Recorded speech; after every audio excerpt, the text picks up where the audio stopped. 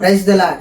నజరేయుడైన యేసుక్రీస్తు నామంలో మీ అందరికీ కూడా ధన్యవాదాలు తెలియపరచుకుంటూ ఉన్నాను. దేవుడి ఇచ్చిన కృపను బట్టి, దేవుడి నడిపింపును బట్టి ఈ రోజున నేను మీ మధ్యలోకి వచ్చి ఉన్నాను. ప్రతిరోజు కూడా దేవుడు వాగ్దానం ఇస్తూ మన జీవితంలో ఉన్న శ్రమలను బట్టి, బాధను బట్టి, కష్టాలను బట్టి ఎంతగానో ధైర్యపరిచి ముందుకు నడిపిస్తూ ఉన్నాడు.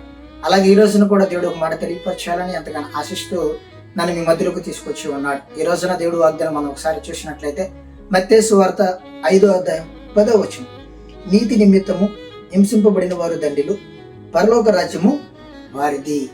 ఈ లోకంలో ఎటువంటి పొరపాటు చేయనప్పుడు, ఒకరికి అన్యాయం చేయకుండా జీవితాన్ని జీవిస్తున్నప్పుడు మనకు శోధంలో ఇబ్బందులు, కష్టాలు, ఎదుటి వాళ్ళు వచ్చి మనల్ని ఎంతగానో శోధపరిచే విధంగా మాట్లాడుతూ ఉంటారు. ఆ టైంలో మనం ఎవరికి అన్యాయం చేయలేదు కదా, ఎవరిని ఇబ్బంది పెట్టలేదు కదా, నా జీవితాన్ని నేను జీవిస్తూ ఉన్నప్పుడు నాకు ఈ శ్రమలో కష్టాలు, ఇబ్బందులని కృంగిపోతూ, బాధపడుతూ, జీవితంలో ఇబ్బందులు పడుతూ ఉంటాం. దేవుడి రోజున మనతో మాట్లాడుతూ ఉన్నాడు. నీతి కొరకు హింసించబడిన వారు ధన్యులు, పరలోక రాజ్యము వారిది అని మాట్లాడుతూ ఉన్నాడు.